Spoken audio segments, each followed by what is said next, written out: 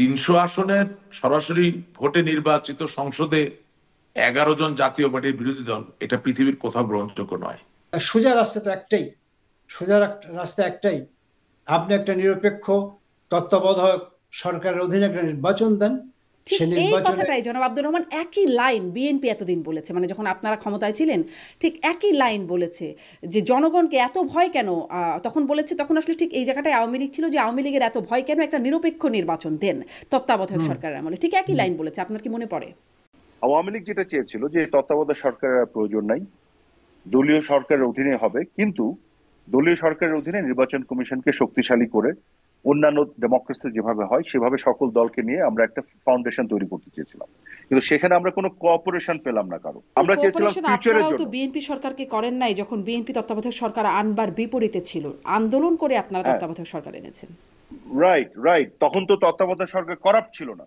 14-18-তে দেখলেন যে আসলে বাস্তবতাটা এরকম যে একটা গ্রহণযোগ্য নির্বাচন হচ্ছে না, সেটি কারো ব্যর্থতা, কারো অসহযোগিতা, নানান রকম আপনাদের চিহ্নিত কারণে। আপনারা আসলে কি কোনো ব্যবস্থা নিলেন যাতে আসলে এটাকে অংশগ্রহণমূলক? এই অসন্তুষ্টি যদি থেকে থাকে সেটা তো জনগণের সামনে পথ ছিল যে ভোটের মাধ্যমে সেটা পতন ঘটানো ছিল কি আমিনুল ইসলাম আমিন, সেই পথটা কি ছিল আপনারা রেখেছিলেন? এই 4টা নির্বাচনে এভারেজে আমাদের 40% ভোট, আমি মনে করি পরে আরো কিছু ভোট বেড়েছে। যদি নাও পারে 40% জনগোষ্ঠী, single largest political party in the country, তাকে আপনি ফ্যাসিস্ট আখ্যা দিয়ে মানে এই 15 রাজনীতি বছরে করতে কমে নাই, দিবেন না। বেড়েছে। বেড়েছে। একটি জিনিস বলছেন তিনি, ভোটের অধিকার ফিরিয়ে দিয়েছি, মানে যেই দায়টা দেওয়া হয় আওয়ামী লীগ সরকারের বিরুদ্ধে ভোটের অধিকার কেড়ে নেওয়া, তিনি বলছেন যে ভোটের অধিকার ফিরিয়ে দিয়েছি। আপনি কি বলবেন? মানুষের, জনগণের রাজনীতিকে আপনি শুনেছেন, মানুষের কাছে দেখেছেন ভোটগুলো কেমন হয়েছে, আসলে ভোটের অধিকার কি আওয়ামী লীগ সরকার ফিরিয়ে দিয়েছে না কেড়ে নিয়েছে? শোনেন, পয়েন্ট ব্ল্যাঙ্ক আপনাকে একটা কথা বলি, নির্বাচন সঠিক হয় নাই।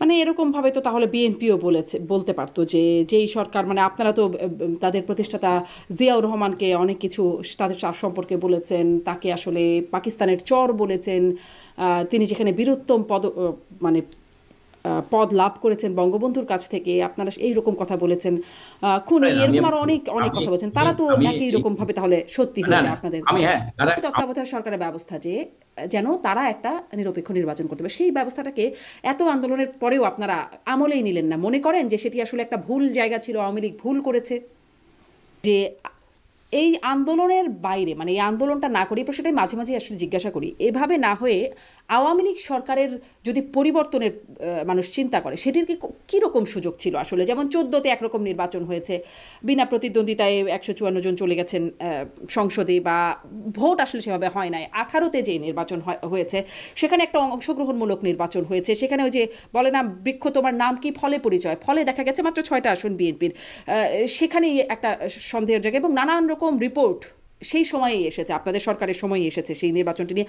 24-এ একটা নির্বাচন ছিল, সেখানেও আসলে মানুষের হাতে বিকল্প ছিল না, আমি ভোট দেই বা না দেই, আওয়ামী লীগে যাবে, সরকার গঠন করবে। তাহলে আসলে মানে আন্দোলন করে বা অভ্যুত্থান করে সরকার পতন না করে সরকার পরিবর্তনের উপায় কি ছিল? এই আন্দোলনটা কি সরকার পতনের আন্দোলন ছিল? একদম শেষে এসে তো এক দফায় হয়েছে সরকার পতন। এটা তো ছিল আসলে কোটার আন্দোলন, তা শুরুতে ছিল, তাই না?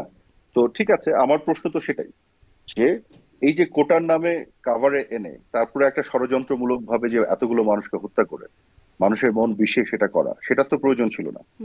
সরকার যদি আনপপুলার হয়, সরকার যদি ইলেকশন রিগ করে, দেশের মানুষ সরকারকে যদি না চায়, আন্দোলন করে সরকার পতন হবে, কোনো অসুবিধা নেই। কিন্তু সেভাবে তো হয়নি, সেভাবে হয় নাই। তো তো আপনার এই যে সর্বশেষ যে নির্বাচন হলো, সেই নির্বাচনের আগেও যে জরিপগুলো হয়েছে, সেই জরিপে কি দেখা গেছে? ইভেন আইআরআই জরিপে দেখা যাচ্ছে মাননীয় প্রধানমন্ত্রীর অ্যাপ্রুভাল রেটিং ছিল 70%।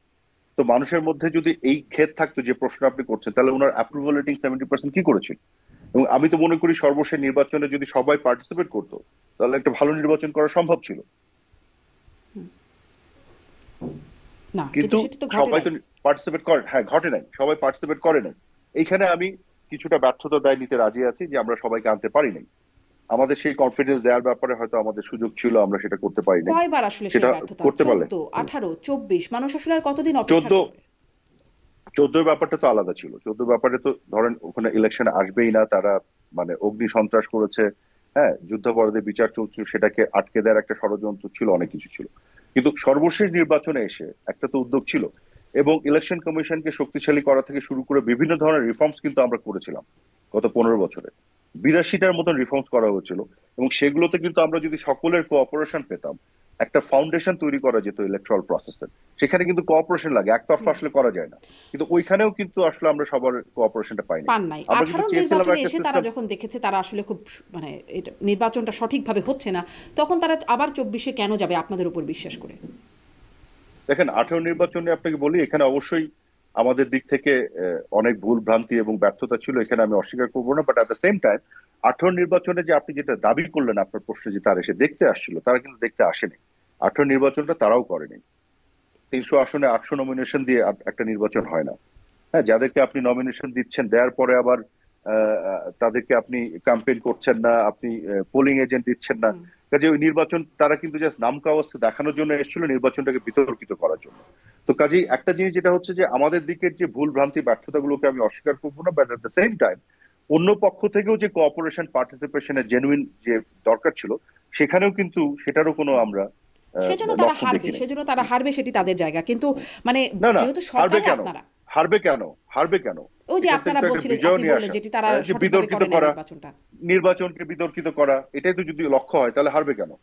নির্বাচনকে বিতর্কিত করা, আমাদের উপর কিছু দোষ চাপানো, এই জিনিসগুলো তো আপনিও করার বলছিলেন সুযোগ যে থাকে। চাপানোর তো জায়গা না। যেমন ধরুন মানে তখন আপনারা দেখেছেন নিশ্চয়ই, তখন বিবিসির রিপোর্টারে এসেছে, দেখেছেন যে সকালবেলা ভোট শুরু হওয়ার আগেই ব্যালট বাক্স ভর্তি হয়েছে, এরকম কিছু খবর আছে।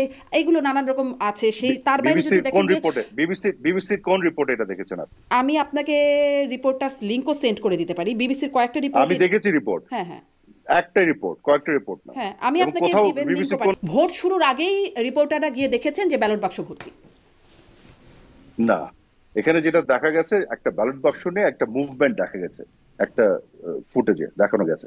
এবং যে কেন্দ্রে এই ঘটনাটা ঘটেছে, আপনার কেন্দ্র কতগুলি আছে গোটা বাংলাদেশে হিসাব করেন, পোলিং বুথ কতগুলি আছে আপনি দেখেন। 2,77,000 মতন পোলিং বুথ আছে। যেসব বুথে এই ধরনের টুকিটাকি অ্যানামলিস ছিল, অভিযোগ এসছে, সেটাকে কিন্তু স্টপ করে দেওয়া হয়েছে। ওই বুথ কিন্তু ইলেকশন কমিশন ঘোষণা দিয়ে স্টপ করে দিয়েছে ইলেকশন, ওখানে কিন্তু ইলেকশন হয়নি, ওটা ভোট গণনা হয়নি। কাজে আমি কিন্তু আপনাকে যেটা বলতে চাই, যে এরকম ঘটনা যে কোথাও ঘটে নাই সেটা না, কিন্তু যেখানে ঘটেছে সেখানে কিন্তু অ্যাকশন নেওয়া হয়েছে। কি অ্যাকশন নেওয়া হলো? ধরো নির্বাচন কমিশনের ওয়েবসাইটে বলা হয়েছে যে কেন্দ্রভিত্তিক ফলাফল পর্যালোচনা করে 213টি কেন্দ্রে শতভাগ ভোট পড়েছে অন্তত 1,889টি কেন্দ্রে 95 থেকে 99%, 99.99% ভোট পড়েছে। কিন্তু তারপরে তো আসলে কোনো ব্যবস্থা হয় নাই। প্রধান নির্বাচন কমিশনের কাছে বলা হলে তিনি বলেছেন গেজেট হয়ে গেছে, এখন আর কিছু করার নেই। না, দ্যাটস নট ট্রু। কতগুলি পোলিং বুথে আপনি বললেন? 213টি কেন্দ্রে শতভাগ ভোট পড়েছে। 213টি কেন্দ্র না পোলিং বুথ? কেন্দ্র, কেন্দ্র মানে বুথ। জি, বুথ, রাইট। কেন্দ্র হ্যাঁ। আর বুথের মধ্যে পার্থক্য আছে, কিন্তু এক জি। একটা কেন্দ্রে আবার অনেক বুথ থাকে। হ্যাঁ। ঠিক আছে। তো টোটাল কতগুলি পোলিং বুথ আছে গোটা বাংলাদেশে? 2,77,000-এর বেশি, if I am not mistaken. কাজে আপনি যে 200টা পোলিং বুথে যদি কিছু অ্যানোমালিস থাকে, সেটা কিন্তু গেজেটের সাথে সম্পর্ক না। যদি দেখা যায় যে অন্যান্য সবগুলোতে, এইগুলোতে যদি আপনি কারেকশনস করেন, তারপরও মূল নির্বাচনের ফলাফলে পরিবর্তন হবে না, তখন সেগুলো আর করার প্রয়োজন হয় না। কিন্তু তারা এগুলোতে অ্যাকশন আসলে নিয়েছে। কেন্দ্রই রিপোর্ট, একটা জিনিস আসলে বলি, কেন্দ্রই বলা আছে। হ্যাঁ, কেন্দ্রে পড়েছে না, শতভাগ ভোট, অন্তত 1,889টি না, কেন্দ্রে এটা- পড়েছে 95 থেকে 99% ভোট। এগুলো বুথ, এগুলো আসলে কেন্দ্র না, বুথ। হ্যাঁ, আপনাকে আমি বলি, নাম্বার 1 হচ্ছে যে এইগুলোতে আমি অ্যাকশন আসলে নেওয়া অনেকগুলো হচ্ছে। খবর বলছিলাম, বিবিসি নিউজ আমি বলছি, আমি বিডি নিউজ আমি দেখছি, প্রথম আলো, সবগুলোতেই আসলে আসলে কেন্দ্রই বলা হচ্ছে। আচ্ছা, ঠিক আছে, কিন্তু আসলে এটা পোলিং বুথ হবে যতটুকু আমার মনে আছে, but I might be wrong, দেখি ইউ তারপরে ক্যান তো কোনো চেক। ব্যবস্থা হলো না। আচ্ছা, মানে এখন সেটাই ছোট- বলছি আপনাকে, হ্যাঁ। সেটাই তো আপনাকে বলছি, যে নাম্বার 1 হচ্ছে ব্যবস্থা হয়েছে, সেগুলোকে অফ করা হয়েছে। হয়নি, এগুলো গেজেট অফ প্রকাশ হয়ে গেছে। হয়েছে। No no no no, listen, এগুলো অফ করা হয়েছে। অফ করার পরে এটাকে আবার ইলেকশন কমিশন লুকায়নি, হাইড করেনি, তারা কিন্তু ওয়েবসাইটে দিয়েছে, আপনি সেখান থেকে জানতে পেরেছেন। হ্যাঁ, আর গেজেট প্রকাশে যেটা বলছেন, যেটা আপনাকে আমি বললাম, যে যদি ধরেন আপনি 2%, 1-2% এরকম অ্যানোমালিস পান পুরো ইলেকশনের, এটা কিন্তু পুরো ইলেকশনে যত পোলিং বুথ আছে সেটার সাথে হিসাব করলে দেখবেন এটা 1-2% এর বেশি না, 1-2% অ্যানোমালিস হয়েছে। আপনি কিন্তু খেয়াল করে শোনেন আমার কথাটা, হ্যাঁ, আমি হ্যাঁ, যেটা শুনছি। বলছি। 1-2% জায়গায় অ্যানোমালিজ হয়েছে। ইলেকশনের ওভারঅল রেজাল্ট যেটা, সেটাকে এই 1-2% যদি পরিবর্তন না করতে পারে, তখন গেজেট হওয়ার পর এটাকে আর অ্যাকশন নেওয়ার কিছু নাই, থাকে না। এটাই ট্রেডিশন। আমি কি সেটাই বুঝতে বলছেন পারলাম? যে গেজেট এমন হওয়ার পরে আর কিছু হ্যাঁ, করার থাকে না। প্রয়োজন নাই। যদি দেখা যেত যে 40% বুথে এরকম হয়েছে এবং ইলেকশনের রেজাল্টে একদল জিতে গেছে, কিন্তু এই 40% জায়গাতে যদি অ্যানোমালিজ ঠিক করা যায়, তাহলে রেজাল্ট ঘুরে যেতে পারে, সেক্ষেত্রে আপনার আবার রি ইলেকশন হতে হবে। কিন্তু যদি দেখা যায় যে আপনার 1-2% জায়গাতে এটা হয়েছে এবং হওয়ার ফলে এটাকে যদি আপনি কারেকশনসও করেন, তারপরও মূল রেজাল্টে কোনো পরিবর্তন আসবে না, সেটা কোনো ইম্প্যাক্ট নাই, তখন এটাকে আর আলাদাভাবে করার প্রয়োজন হয় না বা করা হয় না। আপনি আসলে যুক্তি, এটার এই পিছনে অনেক যুক্তি দিচ্ছেন না, মোহাম্মদ যুক্তি না, আরাফাত। আপনারা যুক্তি তো না, মানেন নাই যখন আওয়ামী আমি লীগ। যুক্তি দিচ্ছি না। হ্যাঁ, শারমিন, আমি যুক্তি দিচ্ছি না। আপনি বাংলাদেশে তো কিছু অ্যাকসেপ্টেবল নির্বাচন হয়েছে, যেগুলো হ্যাঁ, নিয়ে আপনারা কোনো বিতর্ক তুলেন না, হ্যাঁ, রাইট? হ্যাঁ। 91-এ হয়েছে, তারপর 96-এ হয়েছে, 2001-এর কথা বলে, 2008-এ। এই সকল নির্বাচনেও 1-2% জায়গাতে এই ধরনের হ্যাঁ, অ্যানোমালিজ আছে। যারাই পরাজিত হয়েছেন সূক্ষ্ম কারচুপি, নো নো স্থূল নো কারচুপি। নো নো নো, সেটা না, এটা তো অন্য আলাপে যাচ্ছেন। আমি বলছি অ্যানোমালিজের কথা। হ্যাঁ, হ্যাঁ, হ্যাঁ, হয়। আপনি যে অ্যানোমালিজ তুলে ধরলেন এই 18 নির্বাচনের, এরকম অ্যানোমালিজ আগের নির্বাচনগুলোতে হয়েছে, যেগুলো অ্যাকসেপ্টেবল, যেগুলো আপনারা অ্যাকসেপ্ট করে নিয়েছেন। সেই কিন্তু নির্বাচনে এগুলো তো হয়েছে, অ্যাকসেপ্ট সেই হয় নাই। নির্বাচনে হয়েছে এগুলো না আসলে না, দেশে বিদেশে এগুলো নিয়ে প্রশ্ন উঠেছে। এই আমি এই আমি এই আমি কি বলছি এটা আগে শোনার চেষ্টা করেন। আচ্ছা, আমি বলছি যে নির্বাচন অ্যাকসেপ্ট করে নিয়েছেন, সেই নির্বাচনেও এই সব উদাহরণ আছে, যে উদাহরণের কথা এটার ক্ষেত্রে আপনি বলছেন। আমি কি বুঝতে পারলাম? হ্যাঁ, হ্যাঁ, হ্যাঁ, বুঝতে পারছি। হুম, জি, মানে আপনি সেটাই বলছেন বলতে যে চাচ্ছি। আসলে কোনো নির্বাচনই শতভাগ ত্রুটিমুক্ত হয় নাই, এটা একদমই সত্যি কথা। এক্স্যাক্টলি, একদমই সত্যি কথা। এক্স্যাক্টলি। কাজেই ট্রেডিশনটা হচ্ছে, ত্রুটিটা যদি 1-2% থাকে, তাহলে সেই ত্রুটিটা নিয়ে মানে আর কথা বলার কিছু থাকে জি, না। কিন্তু তারপরে এটা ওই যে যদি বললাম বৃক্ষ তোমার নাম কি ফলে পরিচয়, ফলটা যেরকম দেখা গেল সেটি তো খুব হবার মতো একটা বিষয় না। দেশে বিদেশে এটি নিয়ে প্রশ্ন উঠলো। আমি এটাই বলছিলাম যে ধরেন তত্ত্বাবধায়ক সরকার আনবার জন্য আওয়ামী লীগ আন্দোলন করে তত্ত্বাবধায়ক এনেছে, জামাত তখন যুগপৎভাবে আওয়ামী লীগের সাথে আন্দোলন করেছে, এবং তার ফলে তত্ত্বাবধায়ক সরকার আসতে বাধ্য হয়েছে, মানে দিতে বাধ্য হয়েছে বিএনপি সরকার। তারপরে তত্ত্বাবধায়ক সরকারকে যখন বিতর্কিত করবার একটা প্রয়াস ছিল বা ঘটছিল, তখনও আওয়ামী লীগ আন্দোলন করেছে, কোনোভাবেই দলীয় সরকারের অধীনে বা দলীয় ভাবে যেন কোনোভাবে নির্বাচনটা না হয়ে যায়। আওয়ামী লীগ কোনোভাবেই বিএনপিকে আস্থায় নিতে পারেনি, বিশ্বাস করতে পারেনি। কেন বিএনপি বা অন্য দলগুলো আপনাদেরকে আস্থায় নেবে? আস্থায় নেবার মতো 14, 18, 24 নির্বাচন হলো, একটাতেও আস্থায় নিতে পারছেন না। তারপরেও আপনারা এই বিষয়ে কোনো রকম মানে কোনোভাবে এটাকে আমলে নিচ্ছেন না। এটি আসলে কিভাবে যৌক্তিক হতে পারে? ভুল জারি হোক, ভোটাধিকার তো দেশের মানুষের। না, আমি আপনার প্রশ্নটা যেটা করলেন, দেখেন জিনিসটা হচ্ছে যে তত্ত্বাবধায়ক সরকারটা বাতিল করা কেন হয়েছিল, কোন বাস্তবতায়? 1-11-এর বাস্তবতায় বাতিল করা হয়েছিল, কারণ পুরো সিস্টেমটাকে করাপ্ট করে ফেলা হয়েছিল। তত্ত্বাবধায়ক সরকার যদি কাজই করতো, তাহলে তো 1-11 হতো না, হতো? কিন্তু তারপর সেই তত্ত্বাবধায়ক সরকারে যে 2000 মানে আপনারা যে 2/3 মেজরিটি নিয়ে আসলেন, সেটা তো একটা মোটামুটি গ্রহণযোগ্য হ্যাঁ, নির্বাচন। হ্যাঁ, কিন্তু তত্ত্বাবধায়ক সরকারটা 2 বছরের জন্য 1-11-এর সরকার আনলো এবং তারা কিন্তু আরো লম্বা সময় থাকতে চেয়েছিল।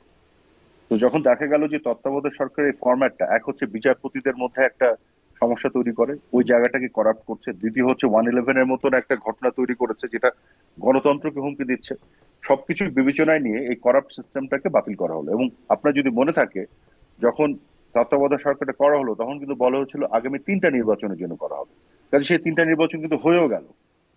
তো এখন আওয়ামী লীগ যেটা চেয়েছিল যে তত্ত্বাবধায়ক সরকারের প্রয়োজন নাই, দলীয় সরকারের অধীনে হবে, কিন্তু দলীয় সরকারের অধীনে নির্বাচন কমিশনকে শক্তিশালী করে অন্যান্য ডেমোক্রেসি যেভাবে হয় সেভাবে সকল দলকে নিয়ে আমরা একটা ফাউন্ডেশন তৈরি করতে চেয়েছিলাম। কিন্তু সেখানে আমরা কোনো কোঅপারেশন পেলাম না কারো, যে কারণে আমরা ইলেকশন কমিশনকে শক্তিশালী করার জন্য 82টার উপরে আমরা কিন্তু রিফর্মস করেছি, ট্রান্সপারেন্ট করার জন্য, ফাইন্যান্সিয়ালি সলভেন্ট করার জন্য, ইন্ডিপেন্ডেন্ট করার জন্য। এইরকম আমরা চেয়েছিলাম কোঅপারেশন ফিউচারের আপনারাও তো জন্য। বিএনপি সরকারকে করেন নাই, যখন বিএনপি তত্ত্বাবধায়ক সরকার আনবার বিপরীতে ছিল, আন্দোলন করে আপনারা হ্যাঁ, তত্ত্বাবধায়ক সরকার এনেছেন। Right, right. তখন তো তত্ত্বাবধায়ক সরকার করাপ্ট ছিল না, তখন তো তত্ত্বাবধায়ক সরকারের ভুল ভ্রান্তিগুলি এক্সপোজড হয়নি। তখন কিন্তু তো তারপরে 111 যখন এর ঘটনা আপনারা ঘটে নাই। তারপরে যখন আপনারা 14 এবং 18-তে দেখলেন যে আসলে বাস্তবতাটা এরকম যে একটা গ্রহণযোগ্য নির্বাচন হচ্ছে না, সেটি কারো ব্যর্থতা, কারো অসহযোগিতা, নানান রকম আপনাদের চিহ্নিত কারণে, আপনারা আসলে কি কোনো ব্যবস্থা নিলেন যাতে আসলে এটাকে অংশগ্রহণমূলক? এমনকি সাবেক আমরা পররাষ্ট্রমন্ত্রী ডক্টর হাসান আমরা মাহমুদ তিনিও বলেছেন বিএনপিকে না আনতে পারাটা, নির্বাচনে না আনতে পারাটা ব্যর্থতা। একের পর এক, একবার হলো ব্যর্থতা বুঝে গেলাম, পরের বার হলো, তারপরে আর কতদিন মানুষ এভাবে আসলে ভোট না দিয়ে অপেক্ষা করবে ব্যর্থতা শুধরানোর জন্য? আপনার এই প্রশ্নের কোনো কিছু বুঝলাম না আমি। কি প্রশ্ন করলেন এটা? I don't understand this. মানে 14-তে মানুষ ভোট দিল না, একটা বাস্তবতা সেই সময়, সেটির কথা আপনি বললেন। 18-তে অবস্থাটা এরকম গিয়ে দাঁড়ালো, বিএনপি মাত্র 6টা ভোট পেল সেখানে, মানে 6টা ভোট না, দুঃখিত, 6টি আসন পেল। 24-এ আবারও সেই একই রকম অংশগ্রহণ হলো না, মানুষ আসলে বিকল্প পেল না কাকে, মানে যাকেই ভোট দিয়ে আওয়ামী লীগ ক্ষমতায় আসবে, বিষয়টা এরকম। না না না না, সেটাই তো আপনাকে আমি বলছি যে সেইখানে আমাদের কিছুটা তো ব্যর্থতা আছে বিএনপি কে বা অন্যান্যদেরকে নিয়ে আসতে না পারা। আমরা চেয়েছিলাম যে একটা ইনক্লুসিভ একটা নির্বাচন হোক, ইনক্লুসিভ একটা ইলেকট্রাল প্রসেস দাঁড়াক, যে ইলেকট্রাল প্রসেসটা আমাদের তত্ত্বাবধায়ক সরকার ছাড়াই যাতে আমরা তৈরি করতে পারি। পার্শ্ববর্তী ভারতে হচ্ছে না, পৃথিবীর অন্যান্য ডেমোক্রেসিতে হচ্ছে না, আমরা কেন পারবো না? সেই জিনিসটা আমরা চেয়েছিলাম কিন্তু করতে পারিনি, এবং কোঅপারেশনটা পেলাম না বলেই আমরা আগাতে পারিনি। আমরা কিন্তু একতরফা হবে এই রিফর্মস গুলি করে গেছি, বাট আমরা কোনো কোঅপারেশন পাইনি। আমি তো সেটাই আপনাকে বলছি। তো আমরা ওইটাই করে যাচ্ছিলাম চেষ্টা, কারণ আমরা যখন তত্ত্বাবধায়ক সরকারের ওই ফরম্যাটটার মধ্যে যখন আহ, ভুলগুলো এক্সপোজ হয়ে গেল, সেটা তো আমরা যখন চেয়েছিলাম তখন এক্সপোজ হয়নি। আমরা তো যখন চেয়েছিলাম তখন তো এক্সপোজ হয়নি, বা তখন তো বিএনপি সেই রিফর্মস গুলো করে নাই যে তত্ত্বাবধায়ক সরকার ছাড়াও যাতে ইলেকট্রাল প্রসেস দাঁড়াতে পারে। আমরা তো যখন তাতে ভুলগুলো আসলে এক্সপোজ মানুষ হলো ভোট তখন দিতে এটা সরলাম পারুক বা না পারুক, আপনারা এই চেষ্টাটা না করেই যাচ্ছেন। না না, সেটাই আমরা মানুষকে ভোট দিতে যেতে পারে সেটার ব্যবস্থার জন্যই চেষ্টা করে যাচ্ছিলাম। চেষ্টাই তো করে যেতে হবে, আর কি করব, জি তাই না? জি, মানে মানুষ আসলে আর কতদিন, 14, 18, 24-এর পরে আর কতদিন এই চেষ্টাই শুধুমাত্র নজর রাখতো? মানে যখন এই চেষ্টাটা সফল হচ্ছে না, মানে তখন কি আপনারা করতে হতো তাহলে? কি করতে হতো? চেষ্টা মানে না করে আর কি করার ছিল? আপনাদের দাবি মেনে যেমন বিএনপি বাধ্য হয়েছিল তত্ত্বাবধায়ক সরকার আনতে, আপনারাও তো দাবি কিছু না মানতে পারতেন। আপনি তো বারে বারে একই কথা বলছেন। বিএনপি যখন বাধ্য হয়েছিল তখন তত্ত্বাবধায়ক সরকার করাপ্ট ছিল না। হ্যাঁ, আমরা যখন বাতিল করেছি তখন এটা করাপ্টেড একটা ফরম্যাট হয়ে গেছে। তো দুইটার মধ্যে কি আপনি কোনো পার্থক্য দেখতে পাচ্ছেন না? তারপরে যখন 14, 18, বিএনপি আচ্ছা আপনারা সত্যি মানে তত্ত্বাবধায়ক সরকার একটা করাপ্টেড ফরম্যাট হয়েছিল, সেখানে অনেক কিছু আমরা আপনি দেখেছি। বিএনপি কে যখন আমরা বাধ্য করেছিলাম তখন কি তত্ত্বাবধায়ক সরকারের মধ্য দিয়ে 111 এর ঘটনা ঘটিয়েছিলাম? না আমরা তো না 96 শোনেন 96 ইলেকশন করেছিলাম তত্ত্বাবধায়ক সরকারের অধীনে। 2001 এসে আমরা কি করেছি? পিসফুলি ক্ষমতা হস্তান্তর করেছি। আমরা কি 111 আসার পরিস্থিতি তৈরি করেছিলাম? আমরা তো করি নাই। কাজে বিএনপির তো কোনো রিজন ছিল না তত্ত্বাবধায়ক সরকার বাতিল করার। কিন্তু আমরা কেন বাতিল করলাম? কারণ তারা তো এই তত্ত্বাবধায়ক সরকারকে করাপ্ট করে একদম, 111 আসার পরিস্থিতি আমি তৈরি আপনার করলো, এই তাই এই না? পর্যন্ত আমি তো একদমই সেটাই সত্যি, বলছি। মানে এই আমি ওই বিষয়ে একদমই হ্যাঁ, একমত যে তত্ত্বাবধায়ক সরকার আমরা করাপ্ট হতে দেখেছি।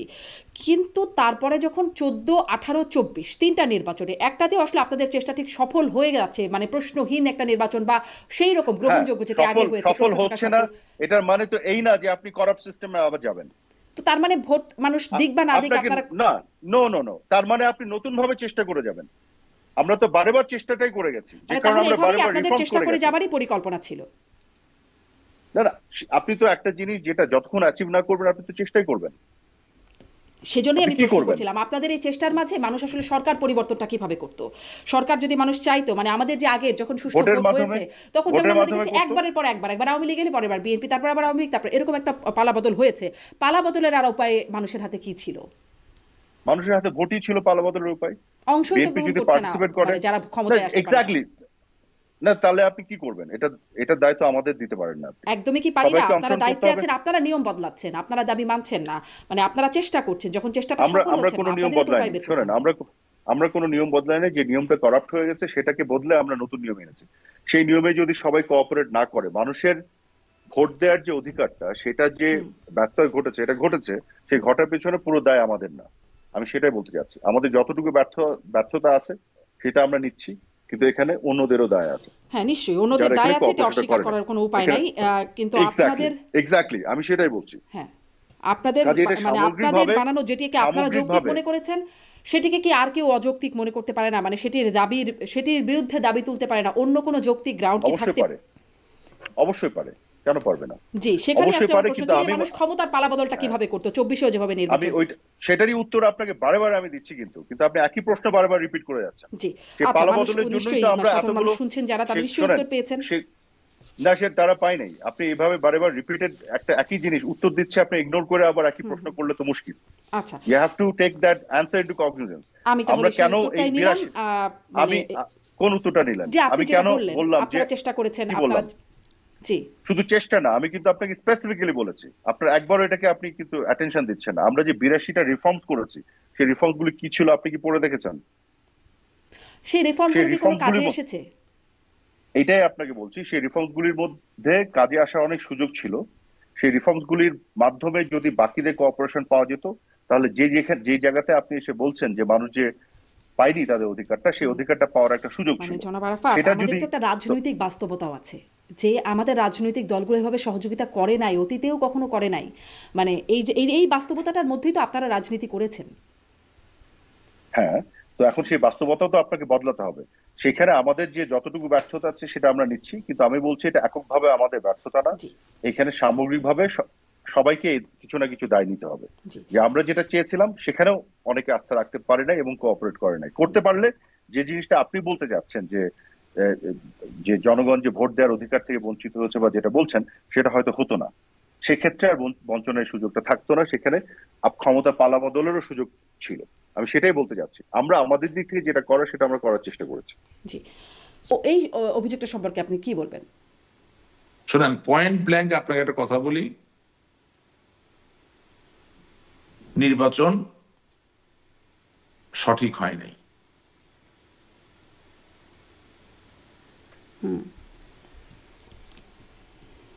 আর সবচেয়ে বড় যেটা বিপর্যয় হয়ে গেছে সেটা হচ্ছে যে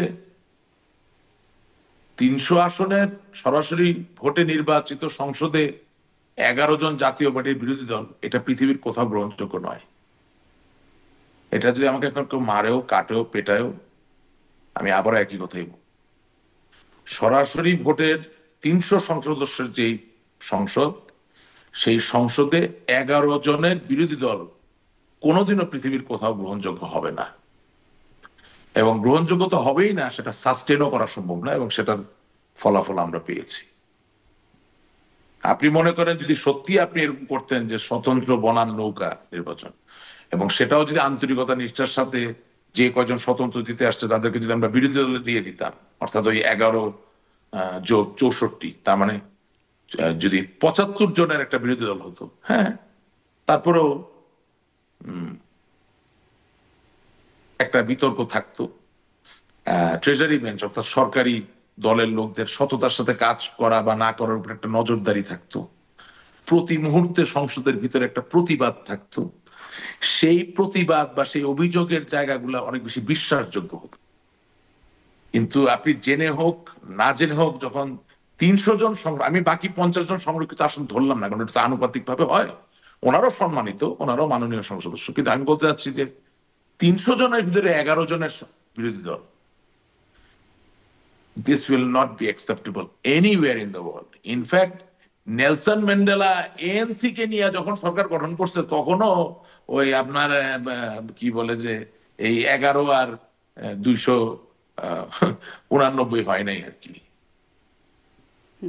এখন এই যখন আপনাদের সময় নির্বাচনের চালচিত্র, তখন এখন আবার জানা যাচ্ছে মির্জা ফখরুল ইসলাম আলমগীর ডক্টর ইউনূসের সাথে সাক্ষাৎ করেছেন, এবং মির্জা ফখরুল বলছেন যে এই বছরের শেষের দিকে নির্বাচন হতে পারে, এরকম একটা ইঙ্গিত তারা পেয়েছেন। আওয়ামী লীগকে নির্বাচনে অংশগ্রহণ করতে দেওয়া হবে না, এটি উপদেষ্টা নাহিদ ইসলাম, আসিফ মাহমুদিনেরা বারবার বলে আসছেন। যদিও ডক্টর ইউনূস একবার বলেছিলেন হিন্দুস্তান টাইমসকে দেওয়া সাক্ষাৎকারে যে আওয়ামী লীগকে বাধা দেবার তিনি কেউ নন বা তিনি দেবেন না, বিএনপি এটা চায় না, কিন্তু এখন বিএনপিও নিষিদ্ধ করবার কথা বলছে। আপনারা যেভাবে নির্বাচন করেছেন, এখন যদি এই নির্বাচনে আপনাদের উপরেও সেই অবস্থা হয়, যেমন 14-তে 24-এ বিএনপি নির্বাচনে আসে নাই, নির্বাচন হয়ে গেছে, আপনারা ক্ষমতায় গেছেন, আবার যদি এরকম হয়, আপনাদের কি খুব কিছু বলার থাকবে, খুব বড় গলায় কিছু বলবার থাকবে? না, আমি একেবারে নির্মোহ জায়গায় যাব। 2014 নির্বাচন এই রেফারেন্সে কাজ করে না। 2014 নির্বাচনে তাদেরকে আহ্বান জানানো হয়েছে, এবং যে অন্তর্বর্তীকালীন যে সরকারটি নির্বাচন পরিচালনা করার কথা ছিল, সেখানে এতটুকুই দ্বিমতের জায়গা ছিল যে অনির্বাচিত কোনো ব্যক্তি ওই অন্তর্বর্তীকালীন সরকারে থাকবেন না, অর্থাৎ সংসদ সদস্যরা থাকবেন। এবং সেখানে জননেত্রী শেখ হাসিনা ক্যাটাগরিক্যালি বেগম খালেদা জিয়া, বিএনপির যিনি চেয়ারপারসন এবং তৎকালীন মাননীয় বিরোধী দলীয় নেত্রী, তাকে তিনি আহ্বান জানিয়েছিলেন যে আপনি 6টা মন্ত্রণালয় নেন এবং হোম মিনিস্ট্রি, যেটা সবচেয়ে ইম্পর্টেন্ট মিনিস্ট্রি, অর্থাৎ পুলিশ, বিডিআর, আনসার, যারা যেটা নির্বাচনে সবচেয়ে বেশি সেটা আপনি নেন। আরো 5টা আপনার পছন্দসই সম্মানিত যারা সংসদ সদস্য আপনার দল থেকে আছে তাদেরকে দিয়ে করেন। আর 2014 সালের নির্বাচনটা কিন্তু একান্তই একটা ইগোর উপর ভিত্তি করে যাওয়া হয় নাই। সো আমি এই জায়গায় এটা আনবো না, এটাকে আমি, এবং নির্বাচন হতেই হতো। নির্বাচন এখন কেউ যদি জোর করে না আসে আপনি কিভাবে মধ্যবর্তী নির্বাচনও আপনারা দেন না, আচ্ছা, এরকম একটা আমি বলছি। তবে হ্যাঁ, 2018, 2024 I am agreeable with you. আমি তো একটা কথা বললামই যে 2024-এর নির্বাচনটা যদি একটা ভিন্ন শেপও নিত তাহলেও আরো বেশি কিছুদিন কন্টিনিউ করতে হবে। কিন্তু এটা তো একেবারেই নগ্ন হয়ে গেছে না সারা দুনিয়ায়, যে আপনি একটা 300 আসনের একটা সংসদ, সেখানে 289 জন হলো সব সরকারি দলের। এবং এটা দুঃখজনক হলো বাস্তব, এটা জোকে রূপান্তরিত হয়েছিল। নির্বাচনের প্রসঙ্গে আপনি বলছিলেন যে এখন সমাধান হচ্ছে নির্বাচন। সাবেক আওয়ামী লীগের সাবেক তথ্যমন্ত্রী মোহাম্মদ আরাফাত তিনি বলছেন ডক্টর ইউনূস সরকারের অধীনে কোনো নির্বাচনে আওয়ামী লীগ যাবে না। যখন দেশে আসলে এটি আলোচনা হচ্ছে আওয়ামী লীগকে নির্বাচন করতে দেয়া হবে কি হবে না, তখন এই কথাটা মোহাম্মদ আরাফাত বলছেন যে নির্বাচন ডক্টর ইউনূস সরকারের অধীনে যাবে না। তাহলে কি আসলে আওয়ামী লীগ কি করবে? আওয়ামী লীগ কি এর আগে বিএনপি যেই পথে মানে নির্বাচন বর্জনের পথে হেঁটেছে, আওয়ামী লীগ কি সেরকম পথে হাঁটতে যাচ্ছে? আমি তো কিছুদিন একটা সামাজিক যোগাযোগ দেখছিলাম, বিএনপির এক নেতা বলছেন যে এই সরকারের দিন নির্বাচন যাওয়া অসম্ভব। এবং আমি 2-1 সাংবাদিক যারা সঞ্চালক বিভিন্ন তারাও বলতেছে এই সরকার যে জায়গায় যাচ্ছেন এর অধীনে নির্বাচন সম্ভব না, এই সরকার নির্বাচন দিতেছেন। আর আপনি সম্ভবটা হয়তো এরকম না, নিরপেক্ষতা নিয়ে প্রশ্ন তোলা হচ্ছে এই সরকারের নিরপেক্ষ না থাকলে তারা ওদের। আর আজকে আপনি যেভাবে আওয়ামী লীগের নাম শুনলেই আটকে উঠছে, ঘুমের ঘরেও যারা আওয়ামী লীগ বিরোধী শক্তি, ঘুমের ঘরেও তারা আওয়ামী লীগ করে রাতে ঘুমের ঘরে লাফায় উঠছে, এই মানে আওয়ামী লীগ আসলো। আজকে সেই অবস্থায় আওয়ামী লীগের একটা মেয়ে কর্মী সে যখন রাস্তায় জয় বাংলা স্লোগান দেয়, পাকিস্তান হানাদার বাহিনীকে হার মানায়, তার উপর যেভাবে ঝাঁপিয়ে পড়ে, সেই দেশে সেই সরকারের অধীনে আওয়ামী লীগ কিভাবে নির্বাচন নিয়ে যাবে আপনি আমাকে বলেন। আমি একটা মুক্তিযুদ্ধের চেতনার স্লোগান, জয় বাংলা স্লোগান দিলে আমাকে পিটানো হচ্ছে, তা সেই সরকারের অধীনে কিভাবে নির্বাচনে যাবে? জি, মানে এরকম ভাবে তো তাহলে বিএনপিও বলতে পারতো যে যেই সরকার, মানে আপনারা তো তাদের প্রতিষ্ঠাতা জিয়াউর রহমানকে অনেক কিছু তাদের সম্পর্কে বলেছেন, তাকে আসলে পাকিস্তানের চর বলেছেন, তিনি যেখানে বীরুত্তম পদ লাভ করেছেন বঙ্গবন্ধুর কাছ থেকে, আপনারা এইরকম কথা বলেছেন, খুনি, এরকম আরো অনেক অনেক কথা বলেছেন। তারা তো একই রকম ভাবে তাহলে সত্যি হয়ে যায় আপনাদের। আমি আমার দল মানে আওয়ামী লীগ সম্পর্কে সমালোচনা করুক, হ্যাঁ, মাননীয় প্রধানমন্ত্রী সম্পর্কে সমালোচনা করতে পারে, আমি রাজনীতি করতে আমাদের সমালোচনা হবে। মূল প্রশ্নটাতে ফিরি। মূল প্রশ্ন হচ্ছে যে সামনের নির্বাচনে আওয়ামী লীগ যদি অংশগ্রহণ না করে তাহলে কি আওয়ামী লীগ বিএনপির পথে মানে নির্বাচন বর্জনের পথে হাঁটবে? আসলে আওয়ামী লীগের পরিকল্পনা কি? মানে এটা ত্রয়োদশ নির্বাচন হবে সামনে, সেই নির্বাচনে আওয়ামী লীগ কি আসলে তার পরের নির্বাচনের জন্য অপেক্ষা করবে? আমি মনে করি আগে এই দেশটা কোন দিকে যায় আমি ওইটা দেখি, তারপরে আমরা বসে সিদ্ধান্ত, আমার মূল সিদ্ধান্ত নেবে আমাদের মূল জননেত্রী শেখ হাসিনা। আমরা এখনো নির্বাচন বা অন্য কিছু নিয়ে ভাবছি না, আমরা এখন ভাবছি দেশটাকে নিয়ে। দেশে এক অন্ধকার যুগ। কিন্তু আপনি একটু আগে বলছিলেন না যে এই সমাজ মানে এখন মানে উপায় হচ্ছে নির্বাচন, বিএনপিও বলছে নির্বাচনের কথা, আপনারাও বলছেন সমাধানের পথ হচ্ছে আপনার নির্বাচন। আমি যেটা বলছি যে আমি এখন ভাবতেছি হচ্ছে দেশটাকে নিয়ে, দেশটাকে আগে বাঁচাতে হবে। ওই যে সমাধান নির্বাচন আপনি বলছেন, তাহলে নির্বাচন যদি হয় আপনারা যদি না যান, মানে আপনাদের নির্বাচন হোক, আমরা বলছি যে আমরা তো নির্বাচন, আমরা আওয়ামী লীগ সবসময় নির্বাচনমুখী, সবসময় নির্বাচনমুখী, যত কঠিন সময় হোক আওয়ামী লীগ নির্বাচন। এখন আওয়ামী লীগ তো আমি তো বললামই, আওয়ামী লীগ শুনলেই আপনি আটকে উঠছেন। আপনি একটা স্লোগান, এত আপনার ভয় জয় বাংলা, সঙ্গে সঙ্গে আপনি পুলিশ দিয়ে পিটাচ্ছেন, মা বোনদেরও পিটাচ্ছেন। তাহলে আমি এই স্লোগান শুনলে যার এত ভয়, সেই সরকারের অধীনে আমি কিভাবে নির্বাচনে যাব? জি, তাহলে আপনাদের অবস্থান হচ্ছে আপনারা এই সরকারের অধীনে নির্বাচনে যাবেন না, যেমনটি মোহাম্মদ আরাফাত বলেছেন। আমরা এখনো রাজনৈতিকভাবে, আমরা দল পক্ষ থেকে আমরা এখনো এই ব্যাপারে কোনো সিদ্ধান্ত নেইনি। এবং সেখানে 15 বছর একটি দল ক্ষমতায় ছিল, আওয়ামী লীগের মতো রাজনৈতিক দল, যেটা একটা মাল্টিক্লাস অর্গানাইজেশন। তো সেখানে তো অবশ্যই অসন্তুষ্টি ছিল, এটা অস্বীকার করার জায়গা নেই। কিন্তু আমার বক্তব্যটা হচ্ছে, এই অসন্তুষ্টি যদি থেকে থাকে, সেটা তো জনগণের সামনে পথ ছিল যে ভোটের মাধ্যমে সেটা পতন ঘটানো ছিল কি সেটা আদৌ এভাবে জনাব হতে পারে। আমিনুল ইসলাম আমিন, সেই পথটা কি ছিল, আপনারা রেখেছিলেন? সেই কষ্টটা রাখিনি, আপনি বলবেন কি করে? আমরা তো ভোট ছাড়া ক্ষমতায় আসিনি। হ্যাঁ, এটা ঠিক, ভোট নিয়ে অনেক বিতর্ক ছিল, কিন্তু আপনি যদি একটু পেছনে ফেরত যান, 14 সালের নির্বাচনের আগে আপনার মনে থাকার কথা, বঙ্গবন্ধু কন্যা তো বিএনপি কে স্বরাষ্ট্র এবং সংস্থাপন সহ 4টা মন্ত্রণালয় অফার করেছিল যে আপনারা আসেন, আমরা একটা ইলেকশন করি। তারা নির্বাচনে আসছেন না। কি করলেন? 535টি স্কুল ভবন জ্বালিয়ে দিলেন, প্রায় 250 জন পুলিশ সহ সাধারণ মানুষকে হত্যা করলেন, এবং 2 থেকে 2.5 মাস পুরো বাংলাদেশ বলা যাচ্ছে যে একটা তপ্ত কড়াইয়ের উপর ভাসছিল, মানে জ্বলছিল বাংলাদেশ। 2018-তে এসে আরো খারাপ। 14 সালে আপনাদের সেই নির্বাচনের পরে একটা নির্বাচন করবার কথা ছিল, মানে সেটা 6 মাসের না, মাথায় সম্ভবত, সেটি আপনারা করেন নাই। এই কথাটা মার্কেটে আছে, কিন্তু এই কথাটার তো কোনো কে কোথায় কাকে বলেছে এমন কোনো প্রমাণ কেউ দিতে পারেনি। কিন্তু আমার কথা হচ্ছে কি, রাজনৈতিক দল এবং দল পরিচালনার দেখছিলেন ক্ষেত্রে সেদিন সাবেক আপনাদের সময়কার সেনাপ্রধান ইকবাল করিম ভূঁইয়া তার ফেসবুকে সম্ভবত তিনি স্ট্যাটাস আকারে এটা লিখছেন যে তিনিও বলছেন যে এরকম ওনাকে, কথা ছিল। ওনার উচিত ছিল এটা, ওনাকে কেউ বলেছে কিনা সেটা উনি ক্লিয়ার করতে পারতো। আর ইকবাল করিম ভূঁইয়ার ভূমিকা তো আমরা দেখেছি, উনি সেনাপ্রধান ছিলেন ওই সময়ই।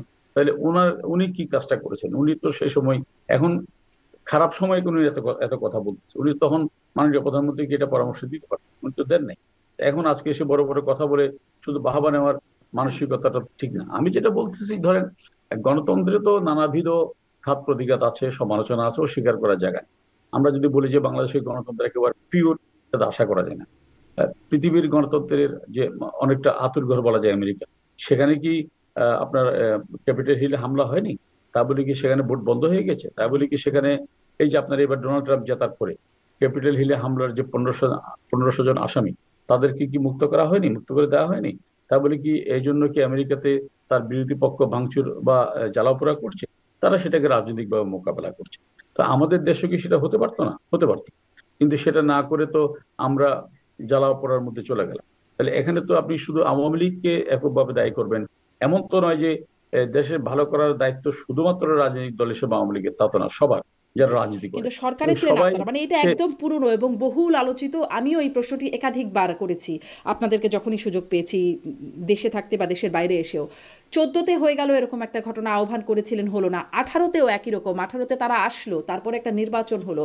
সেই নির্বাচনটা এত মাত্রায় প্রশ্নবিদ্ধ, নির্বাচন কমিশনের ওয়েবসাইটে তারা যেই হিসেব দিল, তার মধ্যেও এত প্রশ্ন, শতভাগ ভোট পড়লো কতগুলো কেন্দ্রে, 2 শতাধিক কেন্দ্রে, মানে এই যে বিষয়গুলো, সেগুলোর কোনো রকম বিচার হলো না বা কিছুই হলো না। এত অভিযোগ উঠলো দেশে বিদেশে থেকে, আপনারা একদমই আমলে নিলেন না। 24-এ আবার একটা নির্বাচন হয়ে গেল, সেটাও এই আমি দামির নির্বাচন যেটি হলো আর কি, আওয়ামী লীগ বনাম আওয়ামী লীগের মধ্যেই একটা নির্বাচন হয়ে গেল। মানুষ আর কতদিন আসলে এই আস্থা রাখতো যে নির্বাচন বা ভোটের মাধ্যমে সরকার পরিবর্তন করবেন? না, এই জায়গায় মানুষের অসন্তুষ্টি ছিল না, আমি সেটা বলবো না। কিন্তু আপনি যদি 18-র কথাও বলেন, 18 ধরেন বিএনপি যে কাজটি করেছে, যে আমরা কিন্তু 18-তে নির্বাচনের আগেও বলেছিলাম যে বিএনপির একটা লক্ষ্য থাকবে নির্বাচনকে বিতর্কিত করা। তারা এক একটা আসলে 3-4 জন করে প্রার্থী দিয়ে সেই কাজটা কি তারা করেনি? তারাও তো ওইভাবে মোকাবেলা করতে পারেনি। আমি বলছি না যে তাদের মানে সব দোষ, মানে তাদের সব দোষ, সেটা বলছি না, কিন্তু তারাও তো তাদের কাজটা পালন করতে পারেনি। আমরা কি এটাও দেখিনি যে বিএনপি নয়াপল্টন কার্যালয়ে বিএনপির নেতারাই, মনোনয়ন প্রত্যাশারা কি চিৎকার করে বলেনি যে আমি ওখানে টাকা দিইনি, সে কারণে আমরা নমিনেশন পাইনি? এই কথা তখন থেকে উৎসাহিত হয়েছে। এগুলো তো আমি এই জন্য বলছি কি, এখানে আমি বলবো না যে এখানে এই অবস্থার জন্য বিএনপির দায়ী অথবা জামাত দায়ী অথবা আওয়ামী লীগ দায়ী না, সেটা বলবো না। আমি বলছি সামগ্রিক রাজনৈতিক নেতৃত্ব কম বেশি এই দায় এড়াতে পারে না, কিন্তু সমস্ত দায় আওয়ামী লীগের উপর চাপিয়ে দেওয়াটাও কোনো আবার যৌক্তিক কথা না। দিলাম আওয়ামী না, লীগ তো সমস্ত দায় আওয়ামী মানুষের লীগের হলো না, কিন্তু আওয়ামী লীগ সরকারে ছিল, আওয়ামী লীগের দায়িত্ব, যেহেতু তারা তত্ত্বাবধায়ক সরকার বাতিল করে সরকারের মানে দলীয় সরকারের অধীনে নির্বাচন করার আয়োজন করলো, তাহলে তো সেই সরকার তো দায়িত্ব তো তারই সবচেয়ে বেশি থাকবে, তাই নয় কি? না, এখানে তো আবার একটা ভুল ইন্টারপ্রেট করা হলো। তত্ত্বাবধায়ক সরকার তো আওয়ামী লীগ বাতিল করে। আপনি দেখুন, তত্ত্বাবধায়ক সরকার ব্যবস্থাটা তো বিতর্কিতই হতো না যদি বিএনপি চিরদিন ক্ষমতা থাকার মানসিকতার জায়গা থেকে, যদি আপনার 2007 সালে, আপনার 2007-এর আগে যদি বিচারপতিদের বয়সসীমা না বাড়ে। তারা কি করলেন, এক সময় তাদের নেতা ছিলেন জনাব হাসান সাহেব, তাকে তত্ত্বাবধায়ক সরকার প্রদান করার জন্য তারা বয়সসীমা 2 বছর বাড়িয়ে দিলেন, অথচ তখন বাংলাদেশের কোনো বিচারপতি কোথাও একবারের জন্য হলেও বলেনি যে আমাদের বয়সসীমাটা বাড়ান, আর যে সেটা বাড়ালো। উনি দায়িত্ব গ্রহণ করতে অস্বীকৃতি জানালেন, দ্যাটস ওয়েল, তাকে ওয়েলকাম, স্বাগত জানাই, সম্মান জানাই, মানুষের মতের প্রতি তিনি শ্রদ্ধা জানাচ্ছেন। কিন্তু কিন্তু আপনি তারপরে 2007-এ এসে যখন তিনি দায়িত্ব নিলেন না, তখন যদি সেই সময়ের তত্ত্বাবধায়ক সরকারের বিধান অনুযায়ী তারা যদি সেকেন্ড অপশনে যেতেন, থার্ড অপশনে যেতেন, ফোর্থ অপশনে যেতেন, তাহলে তো আজকে বিতর্ক হতো না। তারা সবকিছু বাদ দিয়ে তাদের রাষ্ট্রপতিকে একই দ্বারা রাষ্ট্রপতি এবং প্রধান উপদেষ্টা করলেন। তাহলে বিতর্কের শুরুটা তো শারমিন তাদের হাত ধরে। আমি বিএনপি নেতাদেরকে করজোরে বলছি, তারা এই জিনিসটা নিয়ে ভাবছে না কেন? যেমন আমি বলছি যে হ্যাঁ, আমাদেরও দায়িত্ব ছিল, তাহলে ওরা যদি সেই কাজটা জি, না করতে, বিতর্কের শুরুটা তাদের হাত ধরে, এটি যদি স্বীকার করে নি যে হ্যাঁ বিতর্কের, তাহলে তো তত্ত্বাবধায়ক সরকার ব্যবস্থা বাতিলের প্রসঙ্গটি আসতো না। তো জি প্রসঙ্গ তারা তৈরি করেছেন এবং হাইকোর্ট সেটা বাতিল করেছে। এখানে আওয়ামী লীগ হাইকোর্টের যে অবজারভেশন ছিল যে সরকার চাইলে 2বার করতে পারবে, সেটা আমরা করিনি।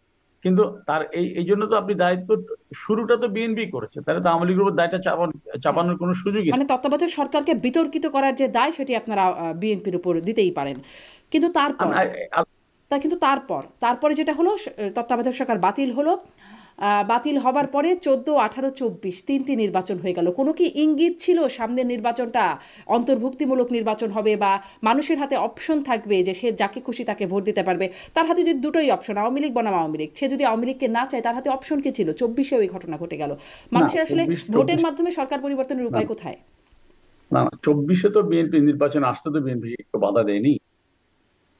18-তেও বাধা দিয়েছিল না, কিন্তু 18-তে যে ঘটনা হলো সেটাতে দেখলাম। শুনেন, একবার যদি খারাপ হয় বারবার খারাপ হবে, এটা তো ভাবার কোনো কারণ নেই। বিএনপি তো 14-তে হলো না, 18-তে হলো না, 24-এ হলো না, আর কতবারের জন্য অপেক্ষা? না না, 14-তে তো বিএনপি নির্বাচনী সুব্যবস্থা, 14-তে তো বিএনপি জামাত বাংলাদেশটাকে নিশ্চিহ্ন করার চেষ্টা করে। আপনি বলেন না, পৃথিবীতে একটা এক্সাম্পল দেখান, বিএনপি যে হারে 14 সালে অগ্নি সন্ত্রাস করেছিল, সেটা তো আপনার আমরা যেটা পড়তাম যে ভারতের নকশালবাড়ি আন্দোলন, নকশালবাড়ি আন্দোলনে এরকম মানুষ হত্যা করা হয়নি, পুড়িয়ে হত্যা করা হয়নি, বিএনপি এবং জামাত যেটা করেছে।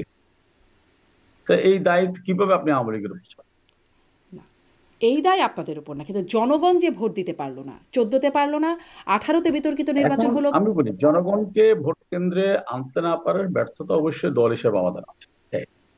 আবার অনেক ক্ষেত্রে জনগণও মনে করে, এটা একটু বলেন তো জনাব আমিনুল ইসলাম আমিন, জনগণ আসবে কেন? তার হাতে তো অপশন নাই। সে যদি মানে আওয়ামী লীগকে পছন্দ না করে, যেই জনগণের যেই অংশ, তারা আসলে কোথায় যাবে, কাকে ভোট দেবে, তারা কেন আসবে ভোট কেন্দ্রে? আমি আমি আমি সেটা বলছি। আবার একই সাথে জনগণ আসবে কেন, যখন জনগণ দেখতেছে বিএনপির একটা আসনে 3 জন করে প্রার্থী, তাহলে আমি কারে ভোট দিতে চাই? এটাও তো একটা প্রশ্ন জনগণের কাছে। 2018-তে বিএনপি তো 2-3 জনের নিচে কোনো আসনের প্রার্থী ছিল না, তাহলে জনগণ তো শুরু থেকেই বিভ্রান্ত ছিল। এখন একটা আসনে বিএনপি শারমিনকেও নমিনেশন দিচ্ছে, আমিনকেও দিচ্ছে, আবার রিপনকেও দিচ্ছে, তাহলে কারে ভোট দিবে? ওই জায়গাতে জনগণের আগ্রহটা শেষ করে দেয়। এগুলো আসলে আমার মনে করি কি শারমিন, এই তর্কগুলো কোনো শেষ নেই। বাট আমি যেটা বলতে চাই যে আপনার গণতন্ত্র নিয়ে কম বেশি সারা পৃথিবীতেই আলোচনা সমালোচনা আছে। আপনি ভারতের কথা বলেন, পশ্চিমবঙ্গের কথা বলেন, সব জায়গায় আছে, এটা কম বেশি বিতর্ক হয়। কিন্তু তার মানে তো এই নয় যে গণতন্ত্রকে কবর দিতে হবে। আপনি বলা হয় যে গণতন্ত্রের সর্বনিকৃষ্ট যেটি পন্থা, সেটিও কিন্তু অগণতান্ত্রিক ব্যবস্থার চেয়ে ভালো, এবং সেটি আজকে বাংলাদেশের মানুষ হারে হারে টের পাচ্ছে। কি নারী, কি পুরুষ, কি তাহলে কি ধনী, আপনি কি গরিব। বলবেন যে সেই নির্বাচনগুলো গণতান্ত্রিক এক নির্বাচনই ছিল, মানে 14, 18, 24 নির্বাচন? আপনি সেগুলো তো নির্বাচন ছিল, আমরা তো বন্দুকের নলের মুখে ক্ষমতা দখল করিনি। হ্যাঁ, আমি বলছি যে সেই নির্বাচনগুলো হয়তো ত্রুটিপূর্ণ ছিল, কিন্তু আপনি তো নির্বাচন ছিল।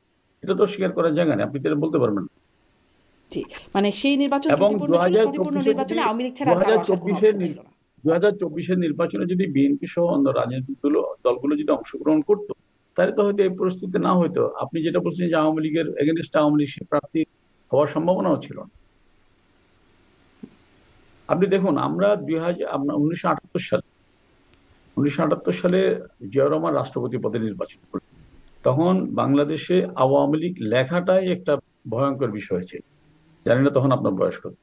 1982 সালে আমি নিজে জয় বাংলা স্লোগান লিখতে গিয়ে গ্রেপ্তার হয়েছিলাম, 82 সালেও। কিন্তু 78 সালেও আওয়ামী লীগ জিয়া রহমানের বিরুদ্ধে রাষ্ট্রপতি নির্বাচন প্রতিদ্বন্দ্বিতা করেছিল। এবং 79 সালে আমার মনে আছে স্পষ্ট করে যে সেই সময়েও যে আওয়ামী লীগের যারা প্রার্থী ছিল তারা ক্যাম্পেইন করতে পারেন, তাদের উপর হামলা করা হয়েছে দফায় দফায়, তবু কিন্তু আওয়ামী লীগ নির্বাচনে ছিল। কারণ মানুষের কাছ থেকে সমর্থন আদায় করার বা সমর্থন পাওয়ার একমাত্র মাধ্যম গণতান্ত্রিক রাজনৈতিক দলের জন্য নির্বাচন, সেটা তো আপনাকে করতে হবে। আওয়ামী লীগ তো কোনো আপনার যে গোপন সংগঠন না যে আমরা নির্বাচনে যাব না, অথবা আমরা অন্যভাবে বিপ্লব করে ক্ষমতা দখল করবো, অথবা আমরা আর্মিকে দিয়ে ক্ষমতা দখল করবো, সেই রাজনীতি আমরা করি না। আপনি কি মনে করেন জনাব আমিনুল ইসলাম আমিন, আপনি কি মনে করেন বিএনপি জন্ম যদিও বা রাজস্বিক প্রক্রিয়ায় ক্ষমতায় থেকে, কিন্তু তারা তো কিন্তু গণতন্ত্রের জন্য রাজপথে ছিল, এটা অস্বীকার করার জায়গা নেই, বিশেষ করে এরশাদের ক্ষমতা দখলের পর থেকে। তাহলে তাদের কাছ থেকে তো মানুষ সেটা প্রত্যাশা করে, আমিও একজন রাজনৈতিক কর্মী হিসেবে সেটা প্রত্যাশা করি। এই যে মানে যে তিনটে নির্বাচন নিয়ে আমরা কথা বলছিলাম, আমাদের দেশের সব নির্বাচনেই কম বেশি মানে সূক্ষ্ম কারচুপি, স্থূল কারচুপি, অনেক কিছু আমরা শুনে শুনে অভ্যস্ত। কিন্তু এই তিনটা নির্বাচনে আপনারা যে ব্যাখ্যাটা দিচ্ছেন, জনগণ সেই ব্যাখ্যাতে কনভিন্সড বলে আপনারা বিশ্বাস করেন? এটা জনগণ তো আমাদের সবকিছুতে কনভিন্স হবে সেটা ভাবার কোনো কারণ নেই, এটা জনগণের অধিকার। জনগণ সব জায়গায় কনভিন্স হবে এটা ভাবার কোনো কারণে। আবার জনগণ যে এখন আওয়ামী লীগকে কত তীব্রভাবে অনুভব করছে, এটা তো আপনি নিশ্চয়ই বাংলাদেশে আপনার আত্মীয় স্বজন কেউ থাকলে ওদের সাথে কথা বললে বুঝতে পারবেন। জনগণ তো এখন চাচ্ছে যে আমরা তো এই ঘরে ঘরে, এখন তো অবস্থা হয়েছে কি ঘরে ঘরে বন্ডা ধর্ষিতা হচ্ছে, এটার জন্য তো মানুষ এখন অনেকে বলছে যে এটা কিভাবে সম্ভব যে শেখ হাসিনা আপনি একজন নারী হয়ে এতগুলো শয়তানকে কিভাবে আপনি বোতলবন্দি করে রেখেছিলেন। এখন হাদিসে বলা হয়েছে যে রমজান মাসে শয়তানকে বন্দি করে রাখা, কিন্তু রমজান মাসে যে হচ্ছে দর্শন উৎসব হচ্ছে, খুন হচ্ছে, মনে হচ্ছে শয়তানের একটা উৎসব চলছে। তো এখন জনগণ যে মানুষকে চায়, আওয়ামী লীগকে চায়, শেখ হাসিনাকে চায়, সেটি তো আপনি আজকে যে কোনো ফর্মে একটা সার্ভে করে দেখেন, সেটা আপনি অনলাইনে সার্ভে করেন অথবা টেলিফোন করে সার্ভে করেন, অবশ্য দেখছিলাম প্রাক নির্বাচন জরিপ, একটা ইনোভেশন একটা কি যেন সংস্থা তারা করছে, নামটা আমি পুরোপুরি এখন বলতে পারছি না। তারা দেখছিলাম বিএনপি, জামাত, আওয়ামী লীগ হচ্ছে 3 নম্বরে সম্ভবত আছে সেখানে। এইটা বোধহয় আপনি দেখছিলেন একেবারে হয়তো 7-8 আগস্টের কিছুদিন আগেই করা, এটা খুব বেশি দিনের না। এটা আপনি বাস্তবতার সাথে মিলে কিনা দেখেন এই জরিপগুলো। আপনি তো একজন সংবাদকর্মী এবং সিনিয়র সাংবাদিক, আপনি জি, মানে বাস্তবতার সাথে মেলে কিনা সেটা দেখার জন্য সেই নির্বাচনের দরকার, যেটি আসলে অনেক দিন ধরেই মানুষ আসলে দিতে পারে না। দুর্নীতির অভিযোগ, আপনাদের বিরুদ্ধে অর্থ পাচারের অভিযোগ, নির্বাচন, তিনটি নির্বাচন যেখানে জনগণ তাদের প্রাপ্য ভোটাধিকার দিতে প্রয়োগ করতে পারে নাই। আমি আপনাকে আমার কথাটা আপনি শুনেন। যারা আমাদেরকে ফ্যাসিস্ট বলছে, যারা আমাদেরকে বলছে রাজনীতি করতে দেবে না, তাদেরকে বলেন না এটা জনগণের হাতে ছেড়ে দাও। তারা বলে না জনগণের হাতে ছেড়ে দাও মানে কি everybody is free to do politics. ঠিক আছে, জনগণ যাদেরকে ভোট দিবে তারা আসবে। আওয়ামী লীগকে এত ভয় কেন? আপনার প্রশ্নের উত্তর আছে। আওয়ামী লীগকে এত ভয় কেন? ভয়টা কেন জানেন? ঠিক আছে, যে 3টা নির্বাচন নিয়ে প্রশ্ন, যেটাকে আমি for the sake of controversy, for the sake of argument, আমি 3টা নির্বাচন বাদ দিলাম। 14, 18, 24 3টা নির্বাচন বাদ দিলাম। তার আগের যে 4টা নির্বাচন ক্যাটেগরি গভর্নমেন্টের সময় হয়েছিল, অনেকটা সেনাবাহিনীর নিয়ন্ত্রণে, সেই 4টা নির্বাচনের ফলাফলটা কি? আমরা প্রায় 40% ভোট, 39 পয়েন্ট সামথিং।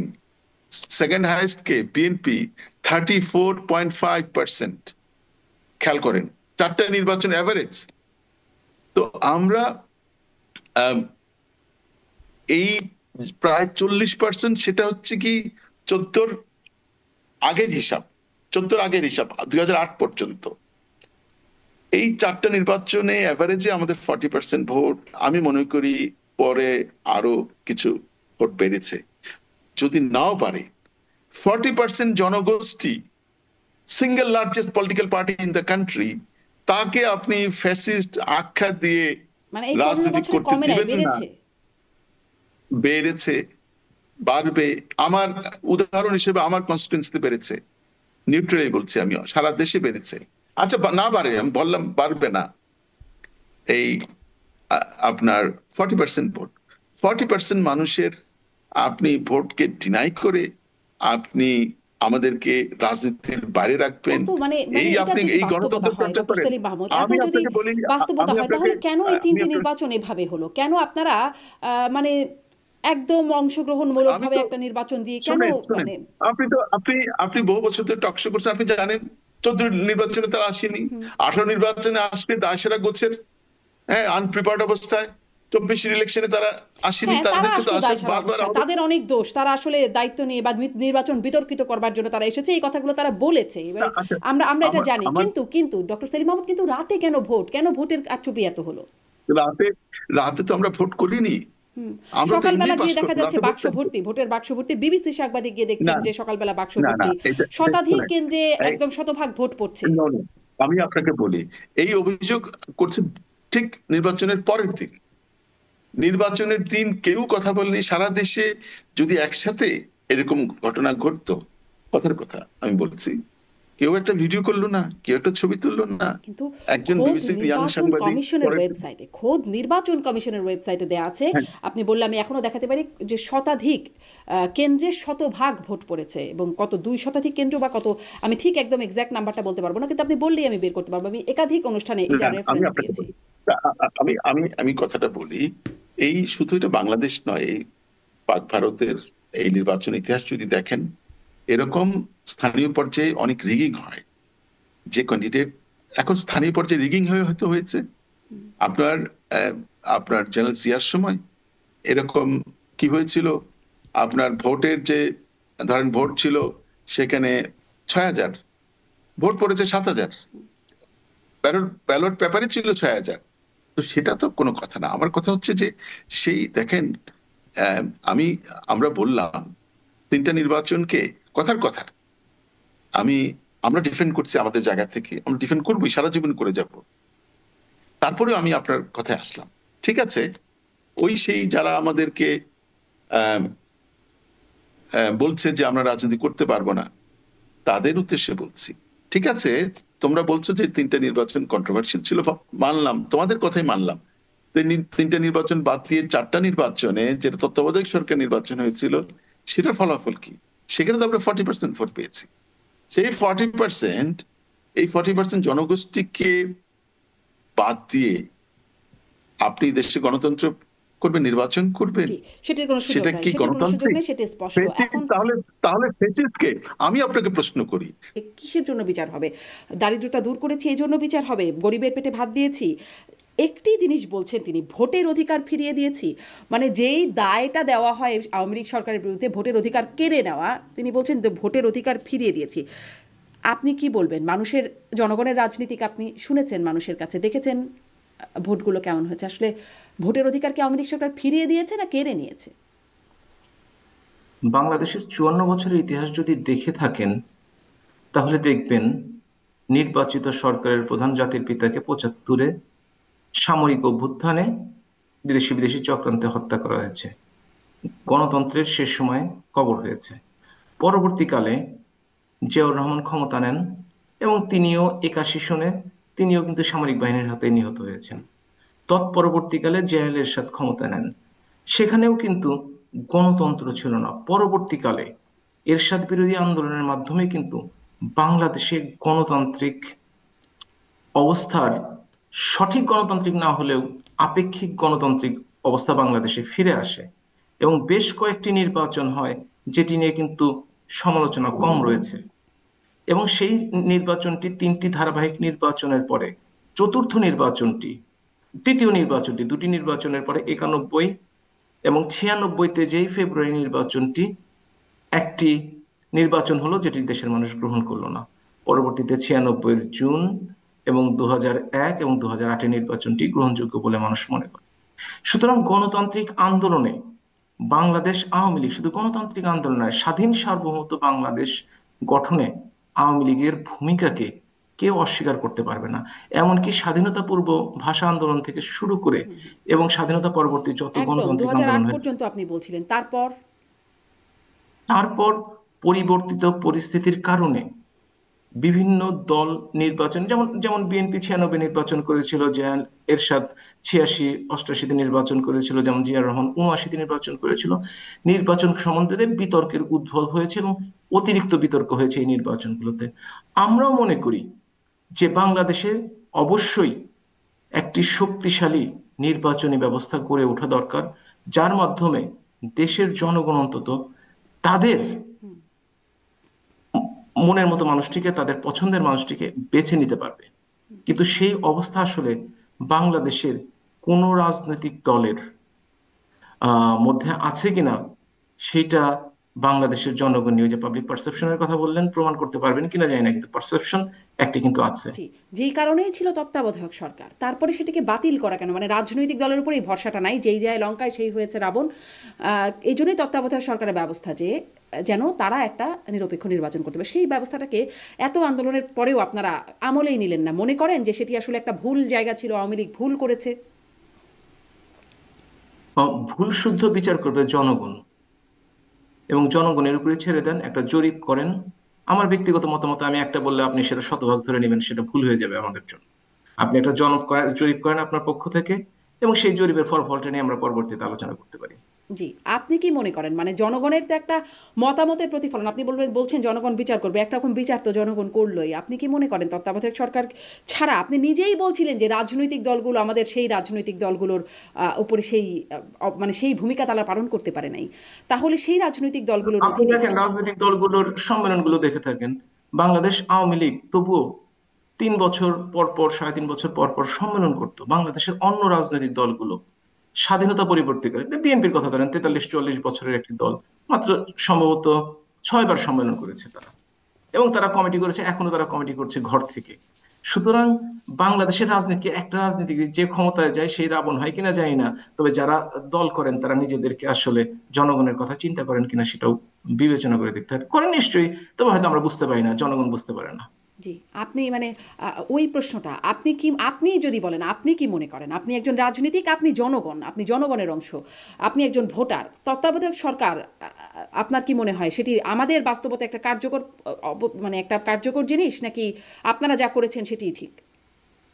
আমি মনে করি বাংলাদেশে একটি সঠিক শক্তিশালী নির্বাচনী ব্যবস্থা গড়ে ওঠা দরকার। পৃথিবীর পাকিস্তান ছাড়া কিন্তু কোথাও তত্ত্বাবধায়ক সরকার নেই। পৃথিবীর বিভিন্ন দেশের নির্বাচন সম্বন্ধে কিন্তু কোনো প্রশ্ন ওঠে না। আমরা যদি নিজেরা শক্তিশালী নেই, তত্ত্বাবধায়ক সরকারের কথা বলবো, এই যে 111 সরকার রাষ্ট্র 3 মাসের কথা বলে 2 বছর থাকে, তারা আর্মি দিয়ে সমস্ত ব্যবসা প্রতিষ্ঠান থেকে শুরু করে রাজনৈতিক নেতাকর্মীদের অত্যাচার করলো, পরবর্তীতে তারা এসকেপ রুট নিল। তারাও যে খুব একটা ভালো করেছে তাও কিন্তু না। আপনি 2001-এর কথা চিন্তা করে দেখেন, শপথ নিয়ে ফেরার আগেই কতজন সচিবকে পরিবর্তন করে দেওয়া হলো, রাজনৈতিক ভাবে লন্ডভন্ড করে দেওয়া হলো কোন রাজনৈতিক দলকে সুবিধা দেওয়ার জন্য। সুতরাং প্রত্যেকটিরই সুবিধা অসুবিধা বিবেচনা করতে হবে, প্রত্যেকেরই কোনটাতে জনগণের জন্য সুবিধা। আপনার যদি শক্তিশালী একটা ব্যবস্থা থাকে তাহলে তো আপনাকে এই সিস্টেম নিয়ে কোনো চিন্তা করার কিছু নেই। সেই ব্যবস্থা তো নাই, যে ব্যবস্থা শুরু হয়ে গিয়েছিল 14, এবং 18, যে ব্যবস্থা নাই, মানে সরকার আমরা তো পরিবর্তনের কি কোনো সম্ভাবনা বা কোনো উপায় ছিল? কোনটার মানে কোন সরকার 14, পরিবর্তন? 18, 24 তিনটি নির্বাচন, এই রকম নির্বাচনে সরকার পরিবর্তনের কি কোনো মানে উপায় ছিল? সেটা অবশ্য বিরোধী দলকে জিজ্ঞেস করতে হবে, তারা কেন তাদের দায়িত্বটি পালন করেনি। যদি মনে করেন আওয়ামী লীগ সরকার জোর করে কিছু করার চেষ্টা করছে, কথার কথা ধরে নিলাম, তাহলে বিরোধী দলের তো একটা দায়িত্ব আছে। শুধু একটি দলের উপর চাপিয়ে দেওয়া তো সঠিক হবে বলে আমি মনে করি না। এবং আমরা এখন যেহেতু আওয়ামী লীগ ক্ষমতাচ্যুত হয়েছে, সব দোষ নন্দ ঘোষের উপর চাপানো হচ্ছে। কিন্তু বাংলাদেশের রাজনৈতিক ইতিহাস পর্যালোচনা করলে এককভাবেই কোন দলের উপর ভালো বা মন্দের দায়িত্ব চাপিয়ে দেওয়াটা ঠিক হবে। ধন্যবাদ। আজকে যারা শাসন ক্ষমতায় আছে, আজকে যারা ক্ষমতা জবরদখল করেছে, আজকে যারা ক্ষমতা ছিনতাই করে এই বাংলাদেশের মসনদে আছে, তাদের এত ভয় কেন এই আওয়ামী লীগকে নিয়ে? তাদের এই আওয়ামী লীগকে নিয়ে এত ভয় কিসের? লেট দি পিপল ডিসাইড যে আওয়ামী লীগ জনবিচ্ছিন্ন না আওয়ামী লীগ জনগণের বন্ধু। এটা মানুষকে ভাবতে দেন, মানুষকে সেই সুযোগটা দেন, মানুষ ঠিক করুক।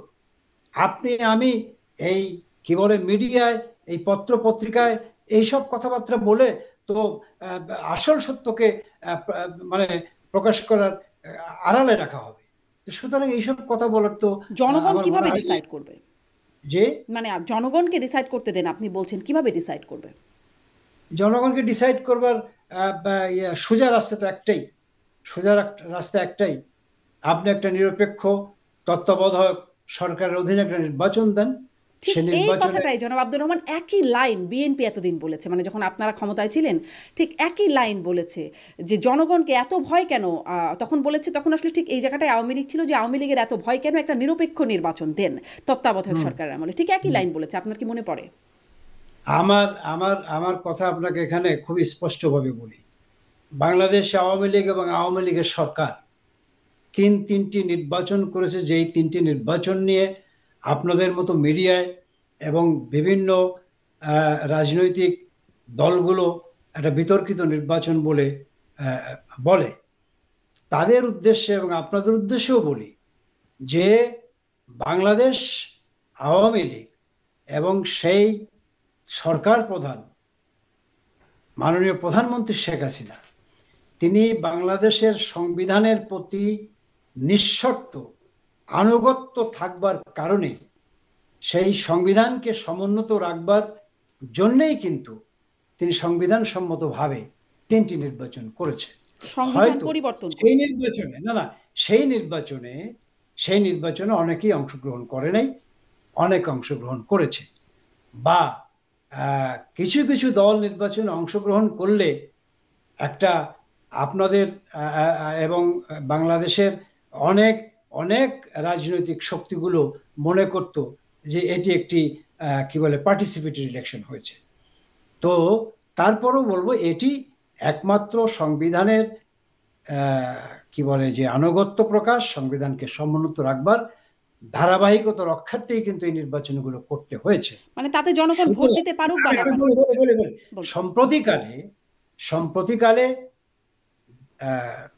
মহামান্য আদালত তারা সংবিধানের ভেতরে এই কি বলে যে তত্ত্বাবধায়ক সরকারের প্রভিশনটা তারা নতুন করে সন্নিবেশিত করেছেন, এবং আমার মনে হয় যে এই ফেব্রুয়ারি মাসের প্রথম সপ্তাহের দিকেই হয়তো তার একটা চূড়ান্ত ফয়সলা তারা করবেন।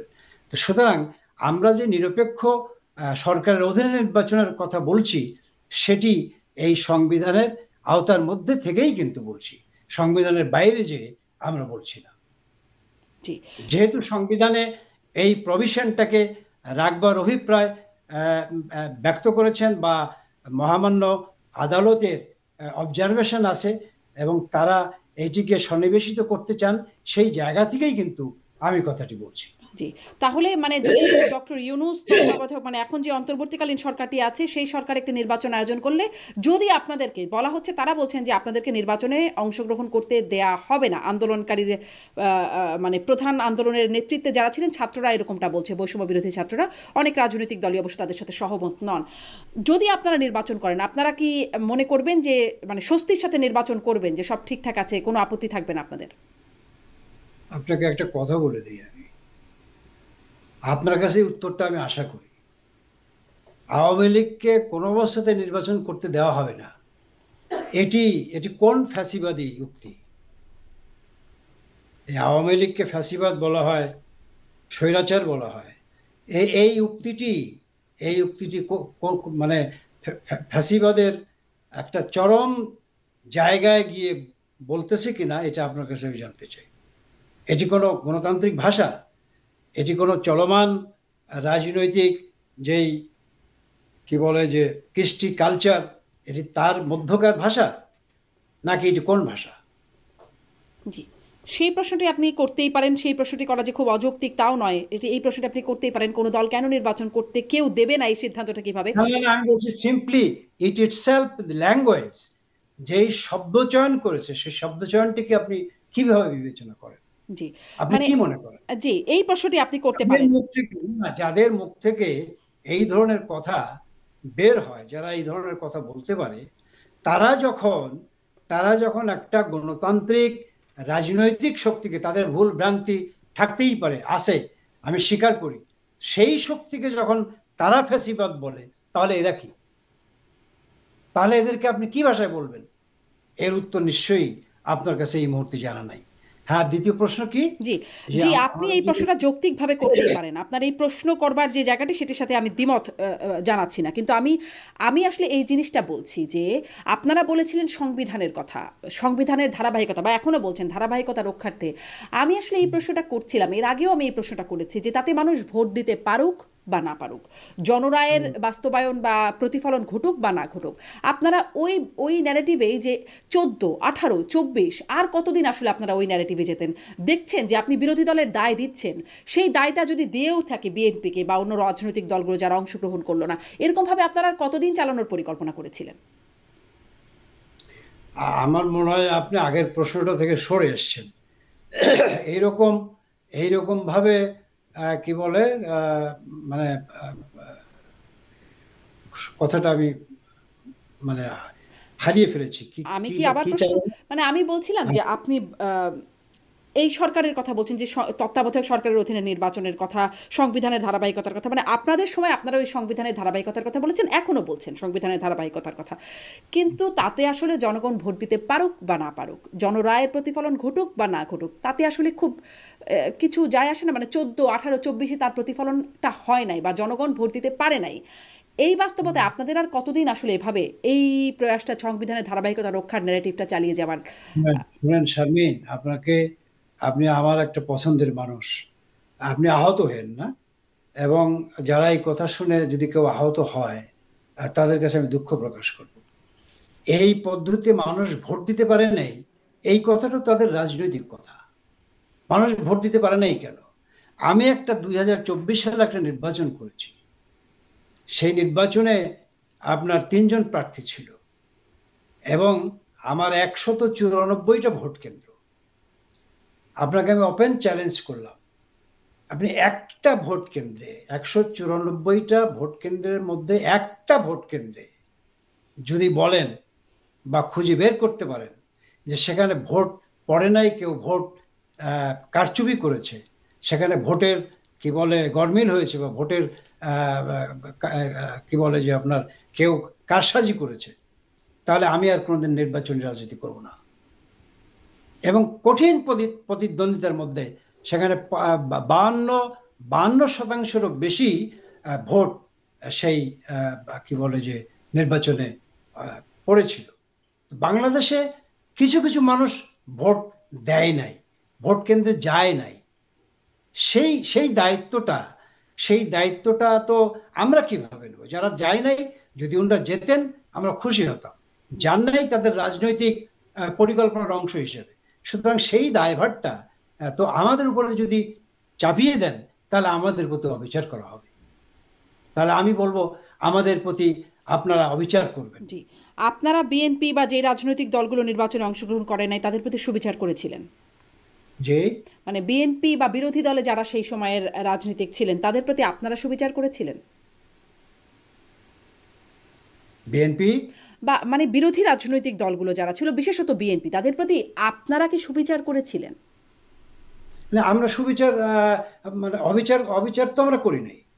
সুবিচার করবার জন্য তো তাদেরকে আহ্বান করেছিলেন মাননীয় প্রধানমন্ত্রী বারেবার, যে আপনারা নির্বাচনে অংশগ্রহণ করেন।